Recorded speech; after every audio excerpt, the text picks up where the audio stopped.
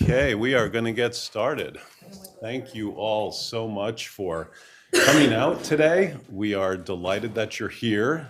The weather wasn't quite as inviting as we would have liked, but we appreciate your commitment to this cause and this exciting event that we've put together today for you. My name is Randall Abaid. I'm the Assistant Dean for Environmental Law Studies here at GW Law, and I'm delighted to have partnered with two outstanding co-sponsors for this event. You'll certainly be hearing quite a bit from Ira Feldman, the founder and board chair of Adaptation Leader, really the driving force behind this event and its content and its fantastic network of experts that we've assembled. And we also co-sponsored with the GW Alliance for a Sustainable Future.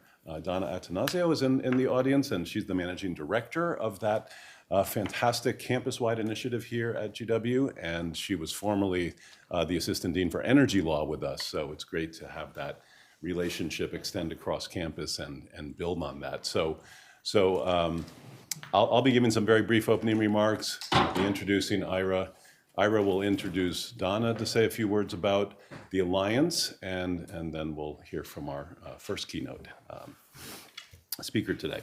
So I've been in the climate space for about 2 decades now, and until very recently, it always troubled me, but it was a reality of trying to get people to believe that climate change is really happening. It's an imminent threat. It's something the law needs to react to.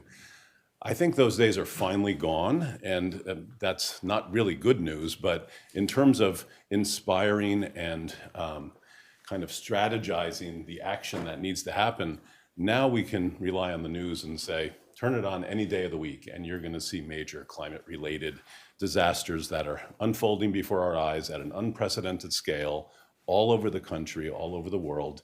And messages like what you're going to hear today about one dimension of how we need to prepare for that and fast is at least getting a larger audience, that people, I think, are more ready to hear these messages than they were even 5 years ago. So it's exciting to be able to hold this kind of event at a time where the interest in thinking about how are we going to manage this if there's going to be regular issues of forced displacement happening everywhere, and not necessarily limited to vulnerable, disproportionately burdened communities if we look at what happened with the LA wildfires. So this is not sparing anyone, and it is going to be something that requires a national coordinated effort to the extent possible. So not surprisingly, on many aspects of climate change governance, the US lacks a comprehensive strategy to address issues like managing the internal displacement that we are seeing unfolding and will only get worse in the years ahead. So this event is seeking to be at least part of the discussion and solution to that gap in our legal system. And what really excites me about the event is that this is not just a discussion about legal governance. This is a discussion about the interdisciplinary collaboration that needs to be a part of that legal response, whatever it might be, to be responsive to this challenge. So the more dramatic climate-related events, the hurricanes, the wildfires that we've seen over the past year or so, certainly have raised awareness of the need for these responses to address receiving communities for those who are displaced. But there's been a long history of the slow onset challenges, and those continue to get worse, perhaps bubbling under the surface a little bit compared to the hurricanes and wildfires, but food and water insecurity, sea level rise, challenges that have haunted us for decades and are also getting worse. The kind of intersection, the perfect storm, if you will, of all those factors is really reaching a crescendo and mandating this kind of discussion that we're having today to try to find ways that we can get ahead of this problem. I remember 30 years ago when I started my work in the climate change field, the focus was very much on mitigation. For some reason, we really thought we could fix this problem or at least dramatically reduce it. And I think now that the focus is so much more on adaptation, we're allowing the law to do the best it can, and this is a very important new dimension of adaptation, how to get as far ahead of this climate displacement problem. To be able to have a really productive discussion, you've got to assemble the right people, and our collaborative effort of our three co-sponsors for this event have pulled together some current leaders who are really on a very short list of taking the lead on this topic of receiving communities and the related issues of sister cities, innovation zones, city certification, and utilizing federal land as a potential resource subject to constitutional restrictions as another way of addressing this displacement issue.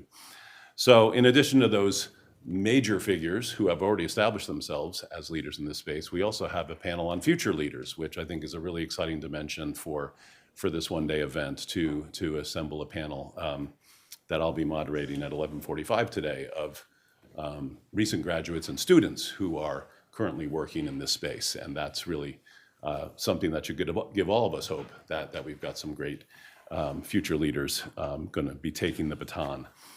And this event builds on a webinar that we put together. Again, Adaptation Leader, the force behind this initiative. We had a very successful November webinar, and that recording is available on our program website. So I encourage you to take a look at that. That was exclusively confined to the legal dimensions of the issues, and now we're taking that broader interdisciplinary lens today. And some of those experts are actually here today. Professor Jimmy May is going to be one of our keynotes, and I saw Professor Keith Hirakawa come in, and we also had Professor Jackie Lopez from Stetson Law School on that webinar from November. So without further ado, I'm just really excited to be able to introduce Ira Feldman, the founder and board chair of Adaptation Leader, and it's just been a thrill to partner with him over the past year on many initiatives, but this event in particular has been a real pleasure to be a part of, and it wouldn't be happening if not for his leadership and his organization, aptly named Adaptation Leader, in this space. So, Ira, the floor is yours.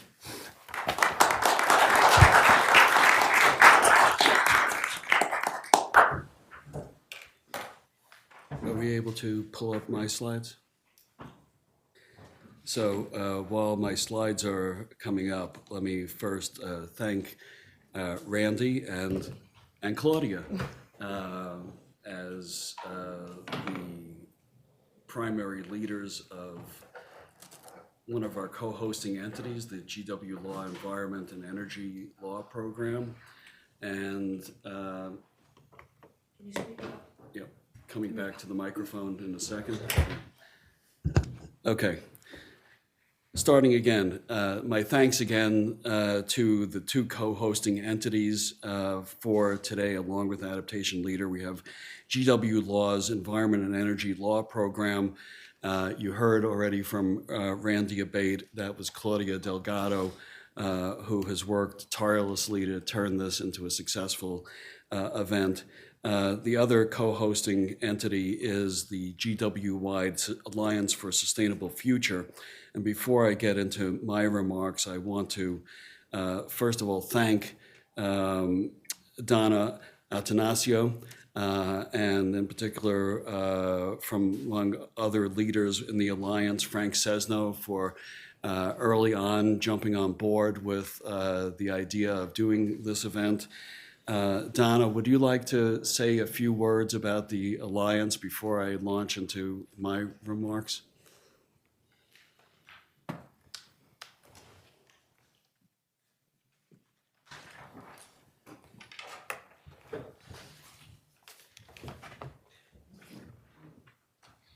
Thanks, Ira.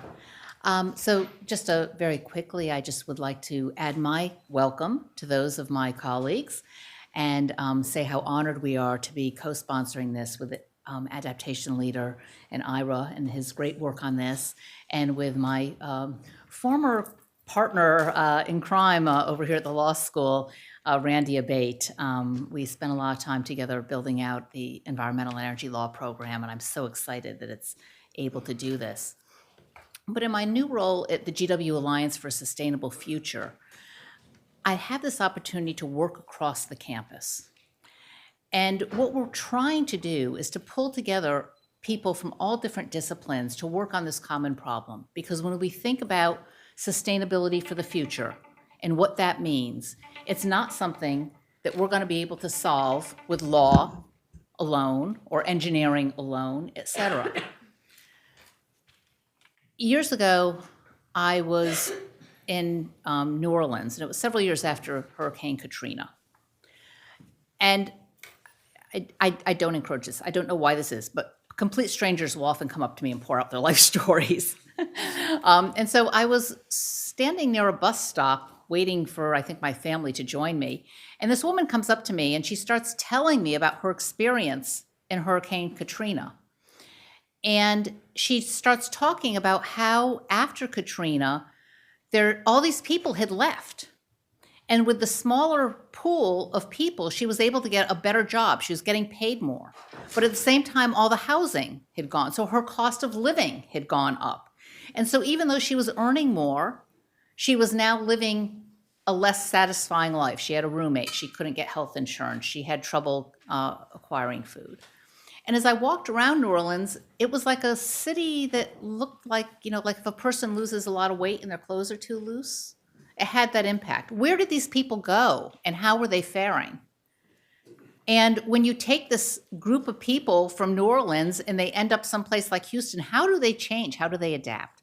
So this is a multidisciplinary problem. It crosses the social sciences, it crosses housing, it crosses law, it crosses engineering. Here at GW, we've got people in depth in sustainable urban planning, and I'm really excited. We're going to be hearing from Needy later, one of my former classmates when I took some classes over there.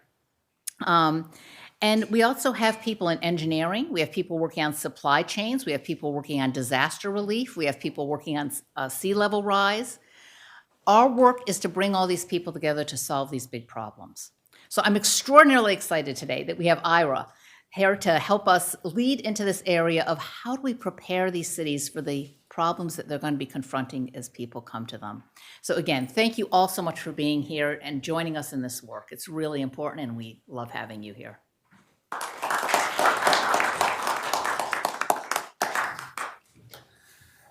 Thank you, Donna. So I have some words of welcome and some words of context before we turn to our opening keynote presenter. First of all, in addition to thanking again the partnering entities at GW, I want to indicate that you will soon meet in the 11 o'clock hour the Adaptation Leader core team working on the Receiving Communities Initiative, who have done just a tremendous job in the past few weeks in pulling all these materials together. Mary Ann Grenna Manley, Megan Sullivan, Peter Soika, and Josh Foster. You'll be hearing from them and in a little while. Randy has given you a sneak preview of the agenda. We've got not one, but two keynotes today. We've got panels, breakouts, a roundtable, a panel of rising leaders, a networking lunch, and a reception at the end of the day if we make it that far. For those listening on the recording, we'll note that it's a cold, icy day in Washington, D.C., and we have a late arriving crowd. But we have, as we intended, a multi-stakeholder grouping of policymakers, practitioners, and academics. We have GW faculty and students. We have faculty and students from other institutions, including Bill Pan and some of his students from Duke. We have perspectives from EPA, the Hill, NGOs, and the media. So let me very briefly, because I will elaborate on this in a later panel, turn to my slides and just indicate briefly that Adaptation Leader is a US-based 501c3 not-for-profit organization. our fundamental mission is to raise literacy on adaptation and resilience across all stakeholder groups. We believe there's an urgent need to create a coherent research and policy agenda for receiving communities. As a boundary organization, Adaptation Leader aims to bridge the gap between scientific research and effective policy development. So as of now, the current movement of populations in the United States due to climate-induced displacement is just a trickle. The question is, and this is what has driven the Adaptation Leader Receiving Communities initiative over the past 18 months, what's going to be the game plan when the trickle becomes a flood? What knowledge and experiences, perhaps from other fields, can be drawn and applied to the work in receiving communities? This is very difficult to monitor. No one out there is tasked with tracking climate displacement right now in the United States. We've seen mixed reactions, both welcoming and fear. We just have not seen the consideration of magnitudes greater displacement that the science tells us is going to come. Matt Hauer's seminal article projects 13.4 million displaced on the East Coast due to sea level rise alone. That doesn't include other climate impacts and other geographies. So we need a coherent research and policy agenda that realistically considers the scenarios and options for potential range of climate-induced displacement populations within the United States. So what do I actually mean by that? Our focus in this initiative is distinguished from other activities that you may be aware of out there. We are dealing with displacement within the United States. We are not addressing in our initiative the immigration and humanitarian issues, as important as they are in the international and cross-border migration considerations. We're also not dealing with short-term temporary relocations. We're trying to focus the attention on what's going to happen over the longer time frame when we begin to see tens of thousands of population forced to move from their current locations. Right now, we're seeing mostly an ad hoc voluntary movement of individuals and households. We have some well-accepted building blocks for receiving communities, and a lot of the literature has dealt with some of these basics at a rather basic, and I might add simplistic level. Important that we get started somewhere, but our initiative was intended to take us beyond that. So we have had an 18-month initiative so far. This workshop is a milepost along the way, and we will be continuing the Receiving Communities initiative. We started with the formation of an interdisciplinary working group. We collected resources. We identified issues. We presented at the Columbia University Managed Retreat Conference the year before last. We had a call to action article in the Environmental Law Institute's Environmental Forum. We continued our internal interdisciplinary dialogue, and we set out to create a research and policy agenda. What you find out on the table in the lobby are the components of a document called Towards a Research and Policy Agenda. Have we created a research and policy agenda? Not quite yet. We've created a compendium of materials to inform the creation of a research and policy agenda.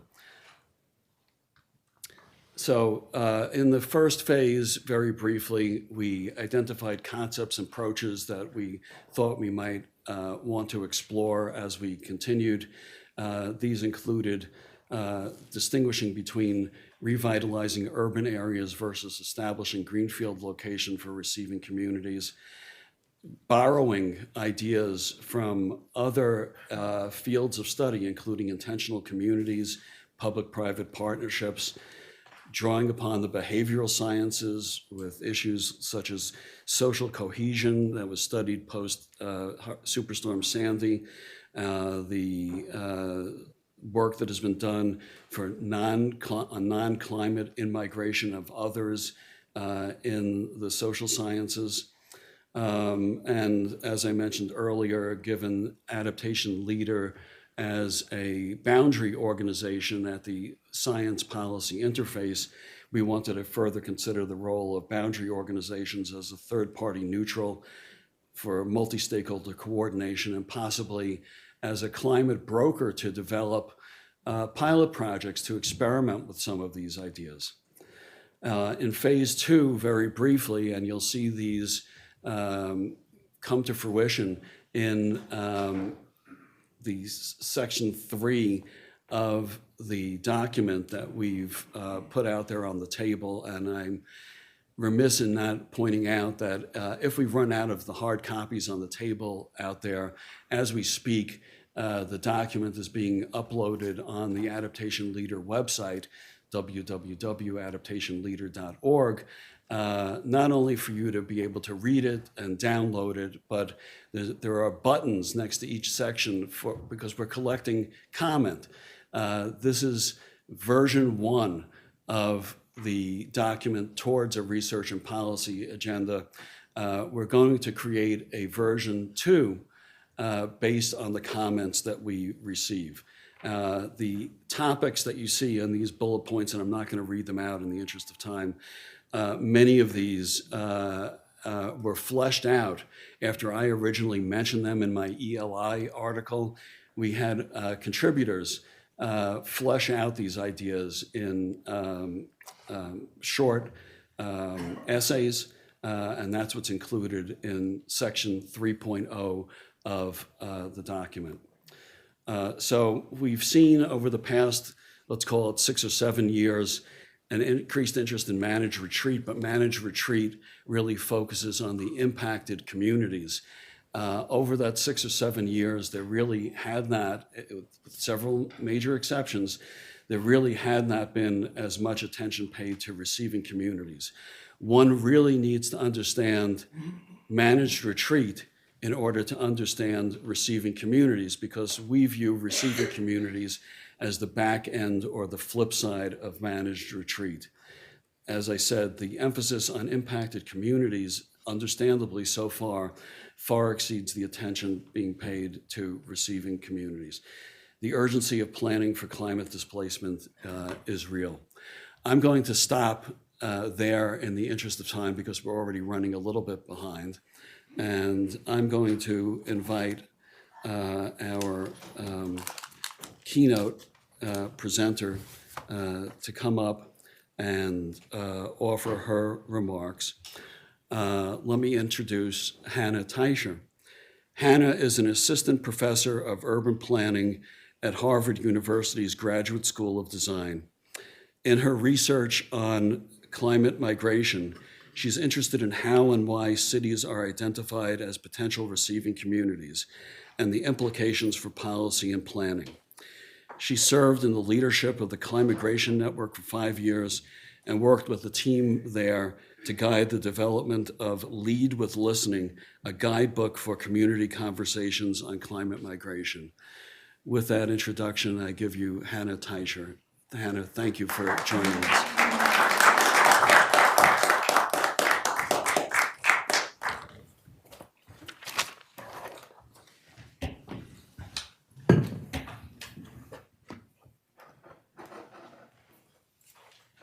This is it, right? Yes, but it's not the first slide. Oh, there we go. Yeah. Okay. And then you have the clicker here. Okay, great. Thank you. So, hi everyone, and thanks for that introduction. It's great to be here today to talk to you. So right now we're facing just so many crises swirling around us: housing, immigration, growing inequality, climate. The good news is that planning for receiving communities sits at the integration of all of these issues. And so we have a very good reason to be here today working on this. So I'd like to talk to you today about receiving communities in 3 parts. First, I'll talk about some of the stories that are circulating about what receiving communities are and some of the things that might be missing from those stories. Second, I'll talk about what we can learn from other types of research on relocation in related areas, so on immigrant integration and amenity migration. And then finally, I'll delve into a case study that I recently did in Worcester, Massachusetts, that helps to illuminate some of the challenges and capacities that receiving communities may face on the ground. So first, to get into the stories. So even as recently as a few years ago, it was still common to encounter media articles like this that kind of treated climate havens as this fun, speculative activity. You know, there were listicles on the order of best vacation spot. It's like 10 top places to escape climate change. So it was pure escapism and distraction. But the issue of climate havens has quickly become much more complicated. And the displacement that we saw, or the movement that we saw in response to COVID, also shed some light on these types of complications. So we saw a lot of times that either COVID havens or climate havens really resulted in elite capture. And I think the quote here captures that very well. So New Kingston is loudly advocating for bike lanes, while Old Kingston just wants its sewers fixed. In spite of these issues, some cities saw an economic development opportunity in pursuing the receiving community agenda, notably among these Buffalo and Duluth, 2 cities that have received outsized attention and have really tried to position themselves in this space. But beyond displacement, the complications of trying to be a receiving community abound. So one of them is that even for places that are relatively safer, they are connected to places that are more exposed. So we saw these kinds of supply chain issues, you know, in abundance with COVID. No community exists in isolation. Second, for a lot of these cities that may be positioning themselves as climate havens, you know, they seem to have space, they seem to have available buildings and infrastructure, but often that infrastructure is in poor condition, even by conventional standards, and it's not remotely resilient to the kind of, you know, adaptation that we're going to be needing. And then finally, there's a big argument out there that even talking about climate havens will breed complacency, that it suggests that there is a plan B and that we don't need to worry about adapting in place. We've seen an additional wrinkle, you could say, with recent floods in Asheville, which were really devastating. Asheville had been long held up as a climate haven, and it turned out that Asheville was not safe. So those floods in Asheville were, you know, reminiscent of the floods the summer before in Vermont, in Montpelier, where, you know, it was just, the town was devastated. And so some have come out and said that actually there is no such thing as a climate haven, and the only thing that we can rely on is mutual aid and neighbor helping neighbor. Others have now started to draw attention to the shady origins of the climate haven myth. And, you know, I think that this critique is well-founded, and this is a debate that we could get into. But at the same time, this really serves to close down the discussion. And I think closing it down is misguided, because as Ira just pointed out, obviously climate displacement is happening now and growing. Already in the US, we see several million people a year displaced by disasters, and we just saw the magnitude of displacement in LA. Globally in 2020, over 30 million people were displaced by disasters. So, you know, displacement is unquestionably happening. At the same time, as he pointed out, climate migration beyond displacement is not well tracked. So Ann Arbor is one of the places that's been pointed out as a climate haven, and Missy Stoltz is a sustainability planner working there who's been very involved in this conversation. But even she has said that it's been very difficult to track and forecast climate migration, though anecdotally she would say that Ann Arbor is in its second or third wave of climate migration. So in a way, a lot of the climate migration that's already happening is actually invisible. And this is true internationally as well. There was a recent article just published about Central American migrants at the US-Mexico border. And it highlighted that, when leading questions are asked, when the emphasis is on violence, that obviously people are going to respond about the kind of violence that they faced, but that covers up the underlying and interlinked issues related to climate change that may have caused that displacement. So in many ways, climate migration may be invisible. So it's happening, it's growing, and we need to deal with it now. While there's no place that's an environmentally determined, safe climate haven, there will be climate relocation, and the only question is whether we plan for it or not. So it's been very popular recently among journalists to critique this concept of the climate haven. But there's also an emerging productive version of the climate refuge that hasn't gotten headlines. And that's because I think it doesn't drive clicks. So Welcoming America has been one of the major NGOs working on immigrant integration across the US. They have a welcoming standard where cities can get certified as welcoming places. And not too long ago, they put out this white paper making the case for welcoming as resilience, where they argue that cities should work on both social and physical infrastructure to help welcome climate displaced migrants in their communities. So the fact that Welcoming America is taking this on and that they do have so much influence across the country means that this could actually start to have an impact. They also draw attention to a related ecosystem of organizations that's working in this space. So not too long ago, the National League of Cities and Buy-in Community Planning developed a big report about climate migration, and they explicitly pointed to Welcoming America's certification and suggested that destination cities should get certified.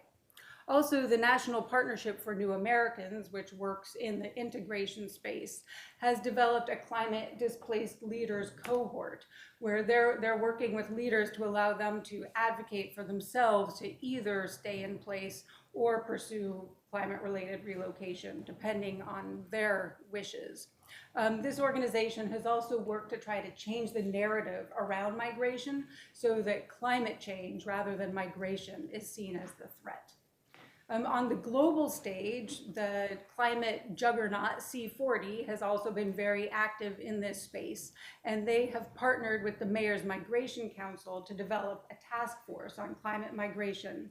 They've been active at the last several COPs, advocating for city-led solutions on inclusive integration. So working in cities, providing services for people regardless of their legal status. And they also advocate for the notion that migration should serve as adaptation and that this should be part of national adaptation strategies.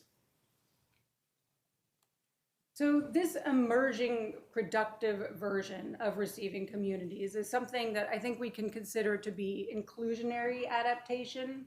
It hasn't yet fully coalesced, and I think where it will go in the future is an open question. I think at this point we can really put the escapism to the side. It's clear with the mounting floods and fires and extreme heat that there is not going to be any simple escape. But the stories around mutual aid and elite capture persist. And so it's really a question of which one will be a larger part of our future. So now I'd like to turn to learning from research on other types of migration. So while I noticed that there was starting to be this bridge building between the integration and adaptation policy and planning communities that hadn't yet really surfaced in research. And so I brought that perspective to research. Now, importantly, this operates from the premise that climate migration is not new. Recently, I've been reading a lot of Kyle White's work. He's an indigenous scholar who works on indigenous intellectual traditions related to climate, and he emphasizes that environmental mobility was a long-standing and common capacity for indigenous communities, but that colonization shut that down, and in constraining mobility, reduced the adaptive capacity of all of those communities, which is, really an understatement. But I just want to call attention to the fact that environmental mobility is not new as much as some people want to treat it as this kind of new shiny thing. So I wanted to learn from some adjacent areas, but chose to focus on contemporary examples, which I thought would be most relevant to learning for climate receiving communities. So I looked to both immigrant integration and amenity migration, which is moving to outdoor lifestyle destinations. So first, turning to immigrant integration, we can learn a few key lessons. So often the cities that have sought to be welcoming cities are declining Rust Belt cities that see this as an economic development strategy. But that has had mixed results. Sometimes it's worked out in attracting high-skilled immigrants, but hasn't always been as successful for lower-skilled immigrants. And also, unsurprisingly, often an explicit welcoming agenda on its own doesn't really deliver results. Instead, it's tangible things like having more affordable housing that actually attracts immigrants. Next, newcomers do tend to alter demographic trajectories.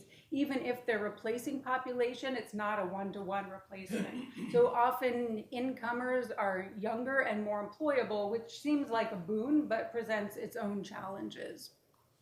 Next, we need to be very aware of the risk of conditional welcoming, which is that when welcoming is presented as an economic development strategy, it can make long-term residents only welcome newcomers to the extent that they do provide that economic salve. And when they might not be able to, the welcoming kind of falls apart. Finally, welcoming tends to focus on social services, but land use and spatial planning can also play an important role here. So things like having zoning that supports multi-generational households or the informal use of public space. So now turning to learning from rural destinations.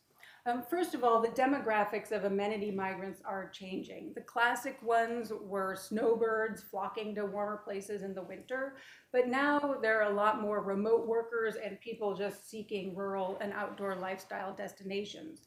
There's some evidence that those people are starting to move to places that have cooler summers, which means that they actually may be climate migrants themselves. In the migration discussion, we often hear about push and pull factors. So the push factors are things like hazards that push people away, and the pull factors are economic opportunities like jobs. But this really focuses on the individual level, and it's important to be mindful of the larger economic forces at work here too. So a lot of rural places have seen agricultural restructuring where residential development is more profitable. And so that has also driven people to some of these more rural places. As smaller towns in the West have started to grow and grow, they're starting to face big city problems, things like inequality, congestion, and sprawl. And these can be addressed through some land use tools that might be borrowed from bigger cities, things like requiring affordable housing in new developments, but they can also be addressed through land use tools that are more appropriate to smaller towns, things like conservation buffers. So there is also an emerging area of receiving communities research. So of course I look to that too. And a lot of this research emphasizes how climate migration is just going to exacerbate existing challenges. Number one among them, housing affordability. So of course, planning to build affordable housing is central to this. And there are a number of ways that this can be done. So in cities that are facing flood risk, they may start to plan for internal receiving areas. This is something that Norfolk, Virginia has done in their plan to 2100, where they've identified places on higher ground that are underdeveloped where you could put multi-residential housing.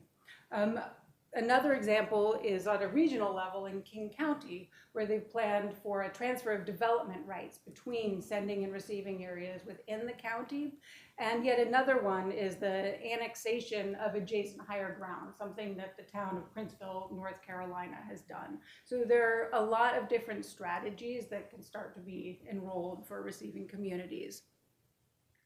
I think I'd already mentioned, but in a lot of these receiving communities, there are declining Rust Belt cities that have been depopulated. So if you kind of look superficially, it would seem that they just have a lot of space, but they often have entrenched segregation and inequality that really needs to be factored in. And some receiving communities have started to support local community-based organizations that are working on anti-displacement efforts in order to address this. Finally, there's a lot of call for coordination with higher levels of government and between cities. And so existing transnational city networks, more local city networks, and regional climate collaboratives can play an important role in this. So synthesizing all of this research, we came to 3 key insights. The first is that it's essential to reconcile economic development and social inclusion in order to contend with that risk of conditional welcoming.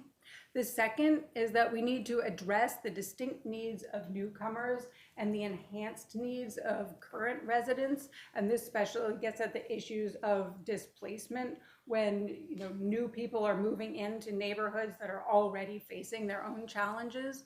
And then finally, zooming out to a bigger picture, this climate migration is going to tend to exacerbate existing sprawl and deconcentration as people move to suburbs, exurbs, and rural places.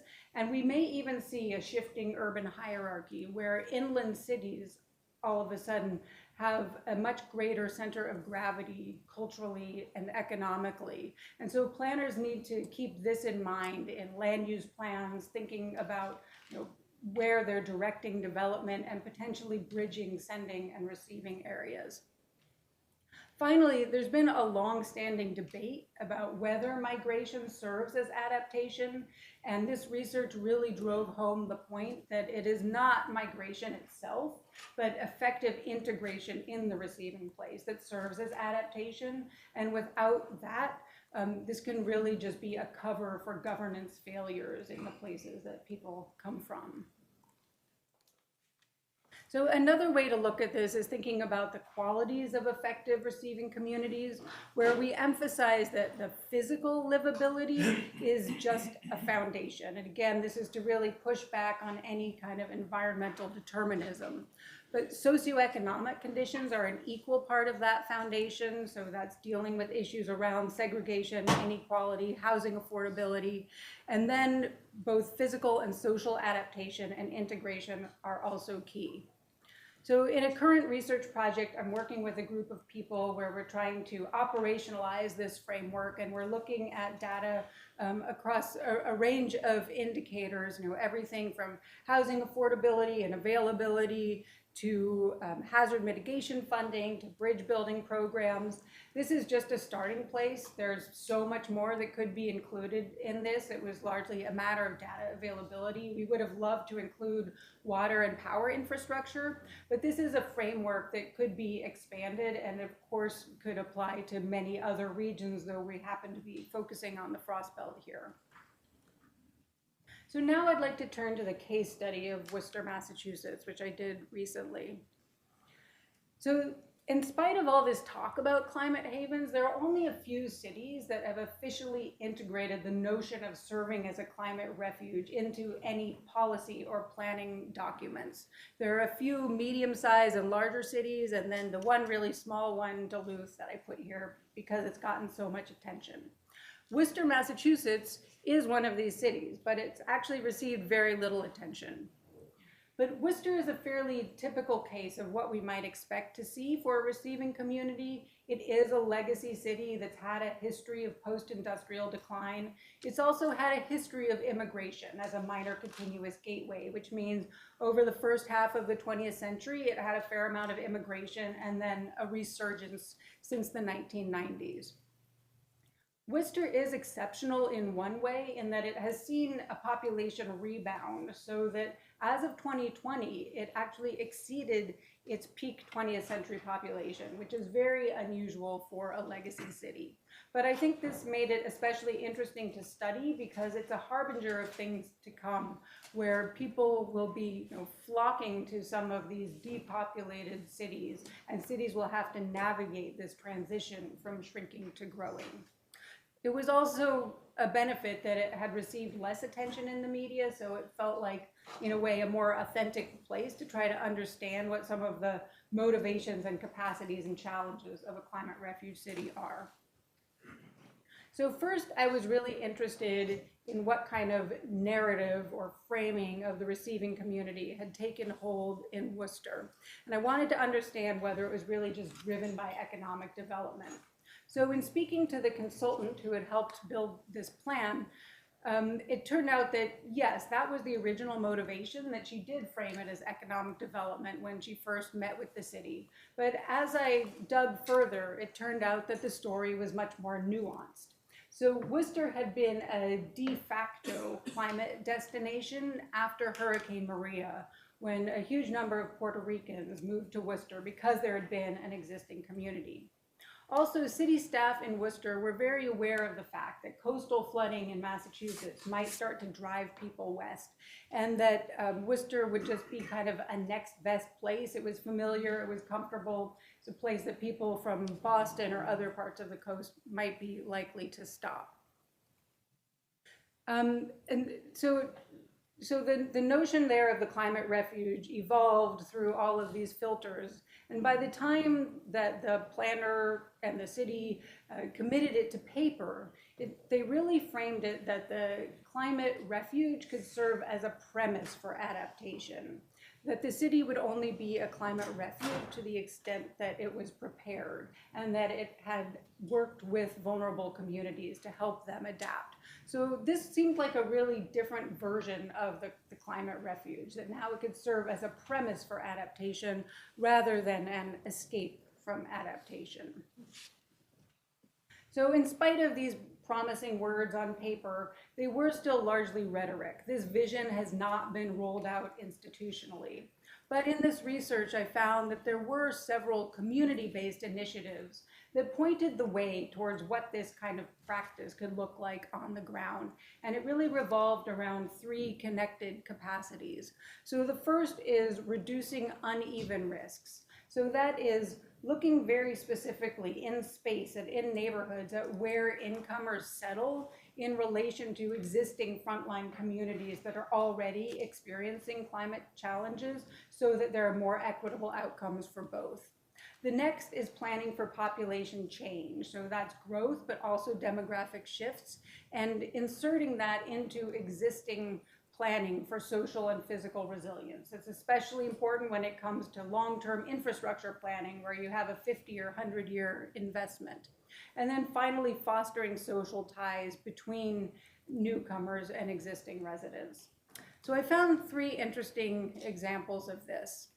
The first was from a regional food network that had a mobile farmers market. So as mobile farmers markets do, this one went around the city and stopped in 16 different places every week. But not only did it meet people where they were geographically, it also met people where they were culturally, constantly taking on feedback from different immigrant communities about exactly which type of food they needed.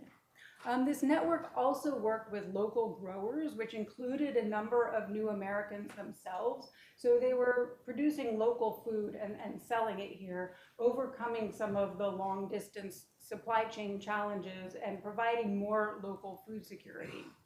The mobility itself provided a really interesting opportunity in that it created a level of flexibility that you wouldn't usually have. So during the pandemic, the mobile markets pivoted towards delivering food directly to residents. So it seems like there's a huge opportunity here in the potential of mobile services to serve mobile populations. Finally, the other really interesting thing that came out was that in working with these growers, some of these growers were experimenting with seeds from the Caribbean and seeing how they could grow in the New England climate. This was to address cultural needs, but you could see how this could also really promote adaptation as we see historic growing zones shifting. Then the next example relates to a community coalition that developed in Worcester in the wake of the response to Hurricane Maria. So first, a bunch of community organizations came together to help with the huge influx of Puerto Ricans, but it created this community capacity that was then in place when COVID hit. So all of a sudden, these organizations came back together and were able to rapidly deal with this emerging crisis. And ever since, this coalition, Worcester Together, has stayed in place because there have been so many emerging crises, whether food insecurity or unhoused seniors. And so they're constantly dealing with these crises and have had this capacity that was originally derived from addressing resettlement and could be there to address future resettlement. The final one was in the housing retrofits. So in this case, the local chapter of the NAACP worked with a range of environmental justice organizations to do a small pilot program looking at the triple-decker housing stock and how they could address a number of challenges in that stock. So this is housing that was developed in the early 20th century, originally for immigrants and workers. So it's been a staple of affordable housing stock in New England since then, but it's also fallen into disrepair. So there's often mold and asbestos and sometimes even old knot and tube wiring. So it presents a lot of health challenges. And so addressing those health challenges along with electrification and resilience creates a much more holistic approach to sustainability. And the city was interested in this model and looking to it to understand how they might begin to retrofit the 5,000 triple deckers across the city. So now I don't want to overplay these capacities. As I mentioned, these were all small community-led initiatives. And of course, Worcester, like any climate refuge, still faces significant challenges. The first one is navigating this transition from shrinking to growing. So as one person I interviewed from a local NGO mentioned, that Worcester had had this identity challenge for a long time of thinking that nobody wanted to move there. And it was just a good thing if they could get anybody to come and they would welcome any development. And so that really stood in the way of passing robust inclusionary zoning or envisioning that in other ways that the city could extract community benefits from development. And so it was a real missed opportunity. You may be aware of discussions around green gentrification, which is that green infrastructure in the name of climate tends to cause gentrification and displacement. So I was looking to see whether that was the case here, but it turned out that it was really that there was much more just plain resistance to resilience. So rather than developers co-opting green moves, they were simply resisting resilience. And I think this is something that is still very common outside of global cities. The final challenge is the reliance on community-led resilience. So a journalist I interviewed there raised this really important point that so far Worcester has been successful as a welcoming city when the incoming group is tied to an ethnic group that is there locally that is willing to welcome them. So this is just another version of conditional welcoming, where welcoming is predicated on whether the newcomers can provide an economic sell. So this is a kind of welcoming that we can't really depend on and isn't going to be, consistent across the board. Also, as much as these community-led organizations were doing, they were really stretched to the breaking point. So one settlement agency told me that she was contending with people trying to sleep on their lawn because there wasn't enough housing. Finally, in dominant resilience discourse, there's a risk of romanticizing community-led resilience, and as a result, downloading responsibility from government to communities. So putting the responsibility on people who are most affected and have the least capacity to respond.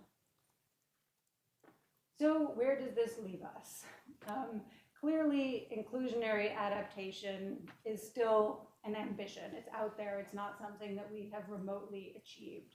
But we're at a moment right now where we can start to explore whether we're going to simply capitulate to elite capture or simply rely on mutual aid, or whether we can raise up this vision of inclusionary adaptation from possible future to plausible and even probable future.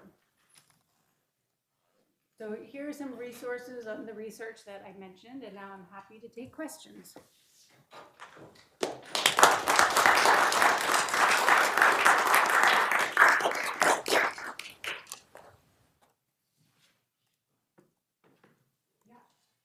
have a question. In terms of thinking about managed retreat, where you've got a community that's actually planning to move kind of as a group, I know that Miami has some sort of a relationship with inland cities, or maybe that kind of a process. But have you seen? Can you sort of differentiate between managed retreat, which is an organized way of moving people, as opposed to individuals moving because they're having a problem and see a problem themselves and then they move? Do you see a difference there in terms of the welcoming communities? Yeah, well, I think that whole community relocation is still incredibly rare. And I think when we talk about managed retreat, it's about planning rather than not planning, and that kind of planning can happen on more of a household or neighborhood level. It seems unrealistic to imagine that, for the most part, whole communities are going to relocate. There have been some tribal nations that are interested in that path and are pursuing that directly, where they're looking for a piece of land that the entire community can move to. I'm actually not familiar with that example you're talking about in Miami, but I think there's a whole spectrum of what managed retreat can look like, and so in that case, what planning for retreat and what planning for receiving communities can look like. And there's also been this talk about bridging sending and receiving communities, but that doesn't necessarily mean that a whole community is going to pick up from one sending area and move to a receiving area, but more that there might be relationships built over time. Some small number of people might move. So I think there's a lot of nuance there, but it's kind of yet to be determined.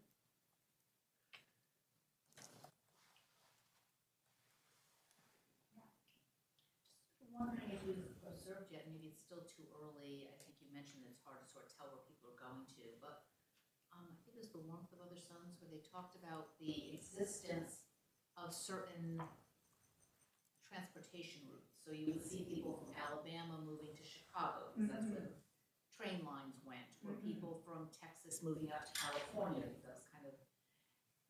Do you see any of those patterns helping to dictate where we might see receiving communities developing?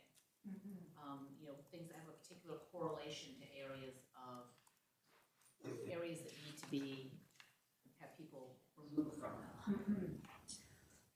Yeah, I'm not sure yet, but in that research that I mentioned where we were looking at the foster housing and housing affordability, another layer of that is that we are looking at current migration to see how migration patterns actually map onto this kind of receiving community capacity. And so I think if we did a deeper dive into that research, we might be able to start to see where those connections are more prominent, but it's not something that I've seen yet. If you can expand a little bit on this notion of elite capture. I mean, there are like rural gateways that are kind of favorable recreation and people are moving in. Are there other instances that you can cite? I'm really curious about this. Yeah, I mean, I think we saw a lot of that in COVID. So with wealthy people moving to Vermont or to the Hudson Valleys, and that was the Kingston example that I showed.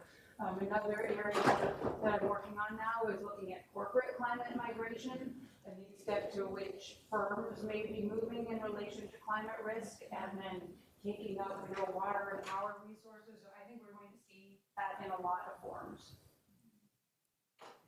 I'm curious if like in Massachusetts context, I know Boston is doing quite a lot to become more climate resilient. And I'm curious if you have perspective on whether, say, coastal Massachusetts residents might relocate to Boston instead of Worcester, just given that the kind of center of the economy is there. Certainly there will continue to be a large draw to Boston, and I'm not suggesting that there's going to be a wholesale abandonment of any of these East Coast cities, but it's more that the cities will be reshaped and maybe there will be less opportunity and less space, and maybe there will be more opportunity and space in some inland communities. Thank you for your presentation. It was excellent.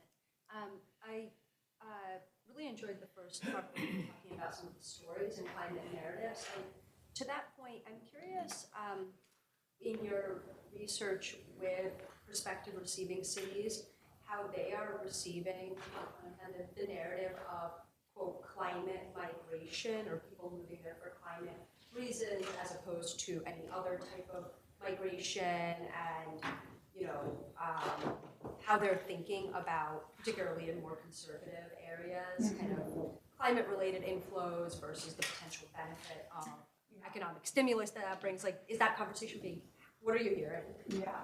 I think so far it's still pretty under the radar, so it was actually hard to find enough people to talk to me in Worcester, because even though it was in the plan and there was clearly some discussion, for most people, they just had no idea, they've never thought about it. And I actually had tried to do a comparative study to Springfield, because they had also had a large influx of Puerto Ricans. I could only find 3 people to talk to me there. So I think for the most part, there's just not awareness of it. Hi. I was wondering if you could provide some commentary on, share any insights maybe that you've learned around the idea of downloading responsibility and holding responsibility in your example from Worcester with receiving community, local governments and receiving communities, and then maybe the organizations or the community groups that are often facilitating, access to social service or migration activities. Yeah, I think it's a really important question, and one that I've gotten a lot more interested in recently, because it does feel very risky to talk about communities leading on all of this, because how will they have the capacity? So I just think that we need to remember that city governments are stretched, but they do have capacity, and they can serve as conveners, and they can support community-based organizations. So just that we really need to kind of keep the pressure on and remember that cities and higher levels of government can be effective and have an important role to play. Any more questions? Good morning. Thank you for your presentation. In your research, how have you found that the receiving cities have been balancing the allocating certain resources to the climate migrators and the already lower income people in their neighborhoods and areas? Yeah, that is a huge issue, and I think Buffalo has been at the forefront of that. So I know there's this organization there, Push Buffalo, that works on anti-displacement efforts, and they've been trying to navigate that. But I think it's an area that just still needs a lot more attention, and is a huge concern. And of course, we've seen that with a lot of bigger cities just receiving migration recently, and there's been a huge concern around recent arrivals receiving all these services that longtime residents haven't. So I just think it's something that needs to kind of be front and center in this conversation. So, One last one out there. Thank you, Hannah. I just wonder, in the longer term planning, is Worcester looking at any of the surrounding areas where there's a lot of, resources available,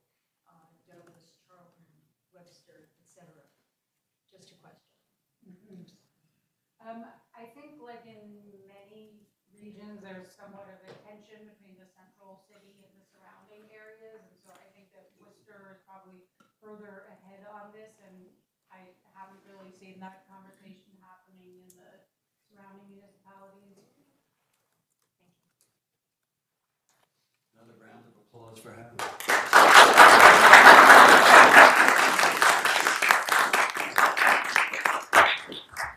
I'd like to invite the adaptation leader core team to come down and sit with me up here. While they're doing that, let me indicate where we all are and where we are going in the next hour or two. So right now we have a panel here entitled Developing a Research and Policy Agenda. And what we will do is explain how we develop the research and policy agenda for the senior leaders in the U.S. When this panel is done, you will have two options. You can stay in this room where we will have a panel on other mobility initiatives with representatives from New America, the Urban Land Institute, and from ICLEI. Or you can go upstairs, accompanied by Dean Abate, for another excellent panel, and we're all going to wish that we could be in two places at once. That's the Future Leaders Insights panel with Fernando Munoz, Nidhi Shamasara, Jacob York, and Brianna Crossman. So those are two concurrent plenary sessions.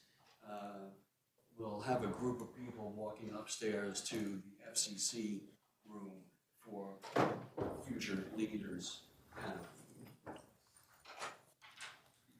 Here we are talking about the developing a research and policy agenda, and let me briefly introduce who we have here. First of all, Peter Soika is the president of Soika & Company. He's been an executive and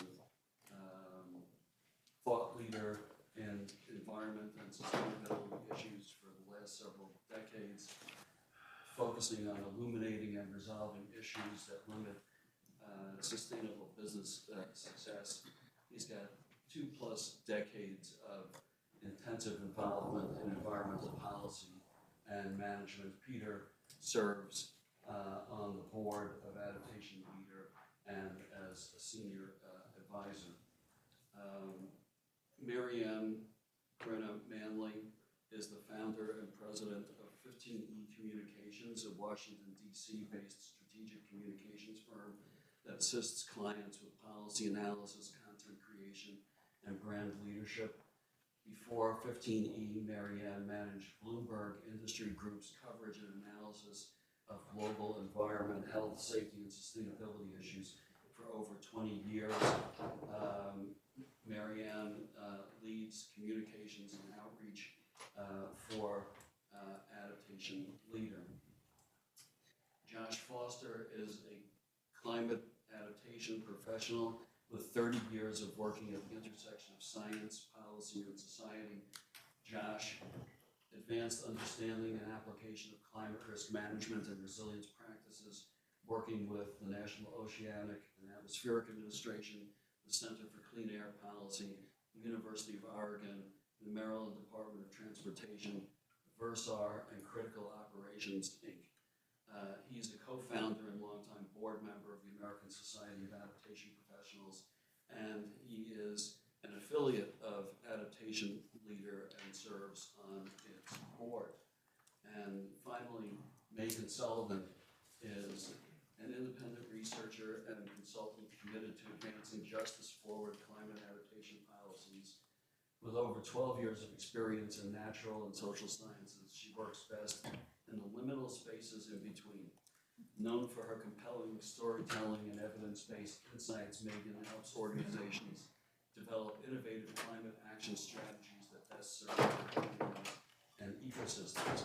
So what we're going to try to do here in this panel is try to illuminate what's in the document that we spent the the last many months creating.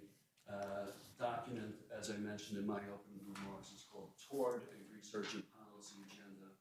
There are basically 4 sections in that document: an introduction, overview, a second section that summarizes the current state of play, a third section that gets into innovative policy approaches, and a 4th section that is basically the path forward. And so we've all worked on all sections of the document, but for purposes of today's remarks, at least in the first walk through the panel, I'm going to let Peter talk about section 1. I'm going to let Megan talk about section 2. I'm going to let Marianne talk about section 3. And Josh will wrap up with section 4. And as I said, we've all contributed to all sections of this document, most of which in component pieces is available to you outside on the table. But also I want to note that as we speak, these component pieces are being uploaded to the Adaptation Leader website, www.adaptationleader.org, where you not only can read them and download the PDF versions, but there will be a button next to each section where you can comment on each. The idea here is that each of these sections is now available in draft. So everything that we have to say here is draft. What we anticipate is taking on board comment, not only from this organization, but from all comers who will be invited to visit the Adaptation Leader website and submit comments on each of the sections, and then we will produce a final version 2 of the document. So I hope that that is not too confusing in terms of where we are in the overall state of play. We're presenting a draft document that is subject to further revision. With that, let me turn to Peter and see if you can launch us on our way. I'll give it a shot. This will be mercifully short. I was asked to put together a brief introduction to the document, and as you'll see, if you go and look at it, it is very brief, 2 pages. Really just setting the stage, making clear that we are in the middle of climate crisis. It should be abundantly clear to everybody, certainly within this room, but perhaps not far beyond, a few blocks down the street, be that as it may. Climate change is here. It's not future. It's not theoretical. It's real. We're already seeing manifestations of an increasingly violent weather and its impacts. It is, I think, very clear that we will have very significant migration. People will be forced from their current residences, businesses, neighborhoods, communities, and that raises the question of where they will go. It seems, and we've heard already this morning, a summary of what we know about the places to which they will migrate, and we're not very far down the path of preparing for their arrival. So the document is really intended to call attention to this issue and particularly to inform those who work in the public sector, state and local entities in particular, that they really need to start thinking about this, planning for it, and taking action. And then page 2 just kind of lays out the sections of the document and makes clear that really our purpose here is to start the conversation, being aware that many of you are already involved in it, but to draw further attention to the issue and invite others to join the conversation. Thank you. Megan, can you give everyone an idea of how we decided to structure section 2, which is the state of play. Absolutely. So for section 2, as Ira mentioned, we're calling it the current state of play. Dr. Teicher did a wonderful job of kind of outlining a lot of the things we know about or would like to know more about receiving communities. Her paper with Marchman as well is definitely one of our foundational pieces. There's several other articles we found in managed retreat literature, as well as climate migration, and that we drew from heavily. There's a lot of literature right now that speaks to managed retreat, questioning its success, questioning when, where, why. We touch on that briefly, but mainly we're trying to speak to the other side, this receiving community side, the moving towards a community, an area that are going to protect livelihoods and hopefully improve everyone's well-being. For this section, we're looking to inform the research and policy agenda from more of the academic side, I would say. There's definitely some policy and practice included as well.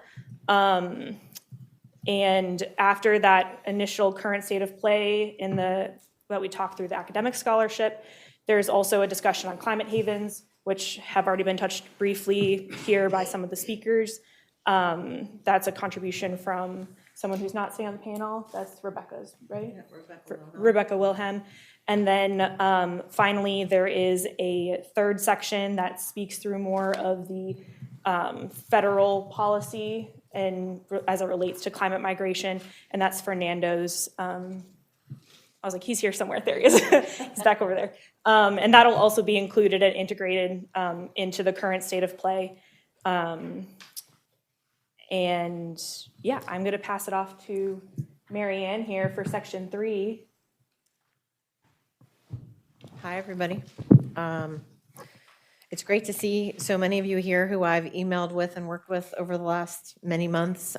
If you are a Section 3 contributor, can you raise your hand so people know? There's quite a few of you here today. Several of the contributors will also be helping with the breakouts later, which I'll mention as I continue to speak. But basically, as Ira set the stage early on, when we were trying to gather a lot of information, there were a certain list of topics that kept coming up as potential things to draw from, some strategic approaches and policies and ideas that have already been out in the world. So we were lucky enough to get more than a dozen contributors who were willing to help with this effort to cover some of those topics. And so those are what you'll see featured in section 3. We anticipate that this might be a growing section. So as you think about what comments you might have for us and feedback, if there are some other innovative approaches out there that are not yet included, we're certainly anticipating that we will have more things to add, so we welcome your feedback on that. A few themes emerge as you look at all of the different pieces in there collectively, and some of this is just that there is not going to be a one-size-fits-all solution. Different cities, different receiving communities will probably borrow from different pieces of the different approaches that are detailed in the document. Some of these policies, for example, like brownfields redevelopment, that's been a bipartisan successful approach to redevelopment in many cities. So there might be pieces to borrow from that. There's some themes of, just being more sustainable in terms of urban planning, economic development, and sustainability overall, while having to still address a lot of legal and social challenges. And then another key theme I think that we've already heard a lot about today is that some of the important factors to consider and make sure get integrated are equitable and inclusive growth, both socially and economically. Ira had the list of some of the topics on the slide before. You have them in the paper, so I won't go into a lot of detail on like what the actual titles are, but I did want to point out for folks today that there's some of the, like I said, contributors who will be doing some of the breakout sessions later today. So Receiving zones is one of the topics. Harkut, or it was here this morning. I think he's here somewhere. Great. So he's over here. And then we have kind of two chapters that connect to each other. One is on public lands and one is on constitutional considerations. So Jim May, who is one of the keynotes, also contributed an article about the constitutional issues that will need to be addressed as we come up with the policies for receiving communities. Josh Foster, who is over here, I don't believe is there a breakout on? There's a breakout, big picture. Yeah. Okay, so he also wrote about regional and metropolitan planning organizations, so you can speak to Josh today if you have some other thoughts on that, or you can sit in on his breakout. Scott Preston, who I believe is in the back, he'll be doing a breakout later on what he wrote about on city certification. And then Deborah, she's not, I don't think, leading a breakout, but she wrote a wonderful essay on really what happens to those communities that are left behind, leaving locations. So if you can catch up with her during one of the networking times today, she, I'm sure, would be happy to discuss more about that. So Ira, I think that's about as much as I should say about Section 3, but thanks to everybody who's contributed and who might be contributing in the future. Thanks. Thanks, Tyra, and fellow panelists for putting this all together, and applaud you all for being here on a bad weather day. How many here are public servants, either local government, state, or federal? Any federal government employees here? Okay. Thank you for your service, especially in this period. So I'm going to build on section 4.1 as noted. It's in the white paper draft, and there's a separate section out in the lobby, as Ira said, known as a way forward. I didn't say the way forward. I just said a way forward. I'm happy to hear that what I'm going to say is going to echo what has been said before. For example, by Hannah, I just finished a rapid assessment and postmortem on public health response during the Hurricane Helene disaster. And mutual aid was definitely a key component of that response. So just from current experience, we're starting to sync up with the things we're talking about here. This section of the document put together recently, it's sort of a big picture grounding or philosophical look, kind of similar to some of the key themes that Hannah raised. So it's not so much a summary of what we're just discussing, but what I feel is we've reached the point in the agenda where we're handing it off to the folks in the room here, that we're trying to create a bigger community here, a bigger community of practice to bring everybody together. So this is where we go from this core group and the contributors to date to folks in this room and folks beyond who we want to bring into this process. Sort of going from our story to your story, or the story of us. So there's a famous, I'm a policy scientist by training, there's a famous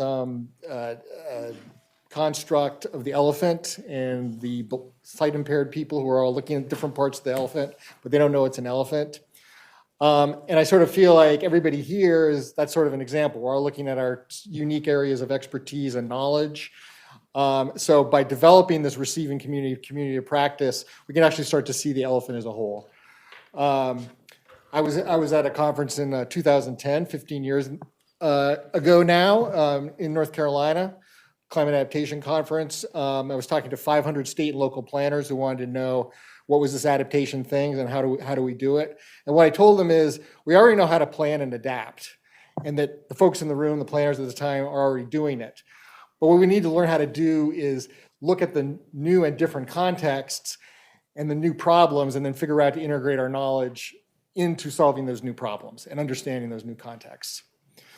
So basically, the goal of the research and policy agenda for welcoming and receiving communities is basically that goal. Now, there are three general principles for policy sciences. One is understanding context. One is advancing the dignity of individuals and groups. And the third is taking a problem and solution orientation to policy approaches. what I've learned from this process is that this paper effectively does line with this exploration of context, of dignity, and of problem orientation. So as we look at the sort of spectrum of big picture issues that we need to look at, and they've been raised before, is that we have to look at leaving communities, managed retreat, climate migration, and then recruiting communities as a whole. So I know that's not really new, but I think it's worth emphasizing given we're trying to go to the next phase of creating the agenda itself. And generally, because the focus of this workshop is on receiving communities or welcoming communities, that all these things will help determine and or help us conceptualize receiving communities, that nothing can be done in isolation, that it's all embedded. So that's the context.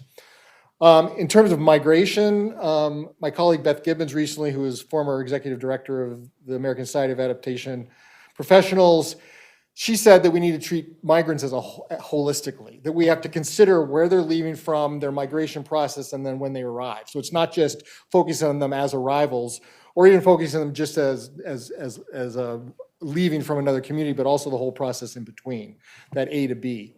And that keeping the dignity of these folks, inclusionary adaptation, as Hannah said, it should be a part of the focus.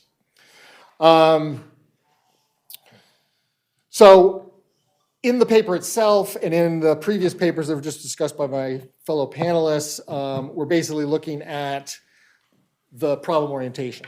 So the way forward is composed of how would we put together the understanding of context, dignity, and migration, and receiving communities, and then the specifics of what is the problem and solution orientation.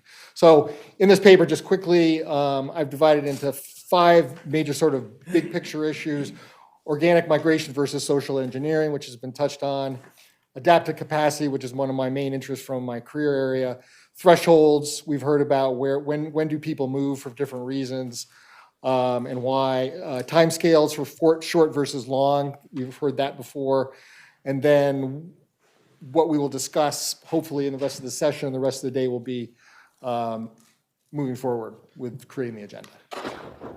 So. Thank you all. Why don't we go once further through the panel and without trying to put you necessarily on the spot, but I'm going to do it anyway. If you had to make one point or point out one issue that's raised in the section that you've dealt with, just as a teaser for those who, unless you're a speed reader, you couldn't possibly have read all the stuff that we put out there this morning. Peter, is there a key point in the opening that you would like to reemphasize? And we'll do the same for sections 2, 3, and 4.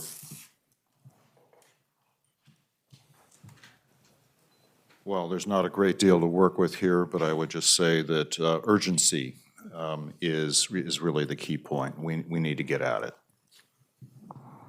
Well said. When we're speaking to section 2, I think the idea of transformation as well as integration and viewing this as a holistic issue. If we take everything in small parts, it doesn't all happen in a vacuum, as I feel like has been said here several times. So I feel like that is where we're looking forward. So I guess I might have stole some of your stuff, but no. All right. I think I've mentioned a few of what I thought were kind of common themes, but a few other thoughts that come to mind are really that when you read through the different pieces of section 3, so many of them are like overlap each other and are related to each other. So obviously this is truly interdisciplinary, multidisciplinary, and that, we're not going to be starting from scratch necessarily, right? There's some really good approaches out there, and although we haven't talked about it yet, later on, I think some of the ideas is to figure out what might be good places to do some piloting of some of these ideas. So I think it'll be interesting to see how that comes together. And then on more of a policy side, as I read through all of these pieces and got to work with some of the contributors, I don't think there's any way that this can be done without public-private partnerships. So I think that we're going to need to figure out how to engage in that way to make sure that everybody's talents are optimized and that there's private investment where needed in receiving communities. So those are just a couple of my personal thoughts, having read through the section. And I did want to call out that Brianna Crossman, Brianna, can you raise your hand? She was also a big part of a contributor to section 2 of the paper, so I just wanted to recognize her also. Yeah, so as I said earlier, adaptive capacity, I think, is one of my main issue areas, that this is not a linear process. This is more like a web of activities, and that the movement of people is also kind of is like a web, that in terms of adaptation, people can either adapt in place. We can keep them in place so they don't need to migrate. They can move to an adapted place. They can move to a less risky place and adapt, or they can move to a more risky place and adapt, and that's kind of the amenity migration. But in part, there's going to be a whole reshuffling of population with respect to this particular issue. And to me, that then puts a premium on planning. So I think planning as a discipline is a central issue area, in part because planning is an area where we reconcile federal, state, and local laws in a coherent manner in the US. So I think that the joining of planning and law is going to be an important aspect of developing this agenda.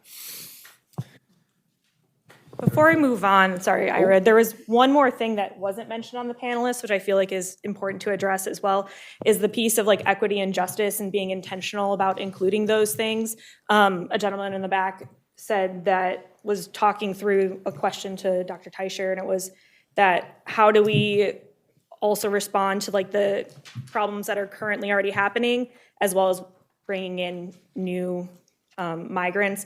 And I think this is particularly a way that we can address both the past injustices as well as hopefully transforming for the future. Thanks, Megan. Yes, and as was pointed out, there were other people who were participants in the Receiving Communities Initiative who were not on this ultimate core team, who contributed heavily over the past 18 months to the effort. And particularly, I mentioned Brianna Crossman and Fernando Munoz, who have had GW affiliations. They were enormously helpful with the heavy lifting that they did early on. At the risk of repeating some things that may have been mentioned by others already, in section 2.0, which is the current state of play, I really do commend it for your further careful reading. We worked very hard on that. It is not a comprehensive overview of the literature. It is not a literature review. We picked out 5 articles that we thought were especially important and developed our thinking around those 5 articles. There's a footnote at the beginning of the section where the 5 articles are identified and gives you the link where you can find them. We think that that was an incredibly useful approach, something that's a little bit different than what you may have seen elsewhere, more of an idiosyncratic approach. As far as section 3 goes, I think Marianne did a nice job of explaining how that came about. Again, more than a dozen contributors, mostly not represented on this panel, people who, we had over 24 participants in the Receiving Communities Initiative Adaptation Leader over an 18-month period. The section 3 genesis of that was my Environmental Law Institute article, which is put on the table if you want to take a look at that, which was an issue spotting article. I spotted a lot of issues. I didn't really take it much further because we knew that we were going to have this initiative to expand upon those. But things like intentional communities and federal lands and receiving zones, these were all things that I speculated about in that initial article with the game plan that we were going to find people with more expertise than I had who could flesh them out. And that is what we did. And each and every essay in that section is worth reading, and I hope that you will take the time to read it and comment on it. The fourth section, as you heard Josh talk about his contribution, that is styled as a commentary, and Josh raises a lot of issues that he's been noodling about on his own and with me for the past 18 months. And he did a very nice job of writing up a lot of esoteric thoughts in some cases and make them intelligible. The other piece of section 4 that is not out on the table that will appear shortly is a list of issues and questions that are important in the path forward. And Megan was the person who generated that list, so I just want to give you a minute to say what are we going to stay tuned and look for on that list. On that list, it is going to hopefully kind of bring together all of the other pieces that we have discussed. The lessons learned from similar initiatives, which we talk about more in section 2, some of the more innovative, proactive approaches in section 3, as well as kind of our own conceptualization of what receiving communities can be. So it's questioning, hopefully, some of these large questions that we're all pondering as well and just putting them down on paper. And I'm sure that there's plenty more that were not addressed. So hopefully we'll be able to generate more of those questions and potentially some answers today. Yeah. Very good. And as I think Josh mentioned in his remarks, what are we really up to here? We're trying to create a big tent. This is not a centralization of thought leadership with the 5 people sitting up here. What we've tried to do is to start with our core group and branch out and bring together contributors. And as I mentioned, we've had over 24 individuals involved so far to bring the best and the brightest together, including for today's workshop. I think it was tremendously important that the co-author of one of the 5 articles that we thought was significant, Hannah Teicher, agreed to join us today as a keynote. And that's what I've stressed throughout here, that we're trying to build a community of practice. The hope is that we're bringing more attention to the policy discussions and hopefully, not necessarily in the near term, but maybe in the midterm, lead to pilot projects to experiment with some of the issues that we've raised, especially in the approaches in section 3. I think we've gotten ourselves more or less back on schedule time-wise. If anyone has a quick question or two for us, we can take them. Otherwise, we can move into the next sessions. Yes, Hannah. How do you see this policy agenda starting to have influence? How does it turn into pilot projects? How does it become something in the world? Well, hopefully we're going to do a good job of disseminating the document. When the document gets the attention that it deserves, if it gets the attention it deserves, each and every subsection of part 3 should suggest a pilot project, and it's going to be up to the broader community of practice to come up with ideas on how to mobilize that.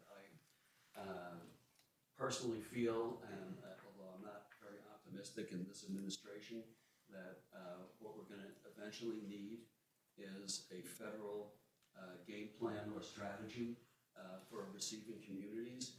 And in the waning days of the Biden administration, there was at least one interesting document that pointed the way forward that was issued in December. Still didn't really get at focus on receiving communities or pilot projects, but it was inching ever inexorably toward that. And if it takes another 4 4 years or more for us to get to that point. I think that at the federal level, that's probably what it's going to take, but certainly at the local and state level, there's plenty of opportunity for experimentation. Anyone on the panel have any other thoughts related to that? I was going to add just like some of the practical steps that right now is hopefully one where we're starting to bring some people together. Obviously, there's many people that are not in the room, and those are the people I'm hoping that we can reach out to and take comment from. So I think the ability to comment and be in discussion with this, what we're calling towards a research and policy agenda, is an important step. We're not trying to say, like laying out a research and policy agenda, this is what we want to do, X, Y, Z. This is, again, building a community of practice and a discussion from many different stakeholders. And again, there is probably many people that are not in the room that hopefully we're able to get the document in their hands and provide additional thoughts and comments. And I'm sure that there's gaps because of we don't have everyone in the room yet, so. Well, I think that's an appropriate point for us to stop, especially since it gets us back on schedule exactly.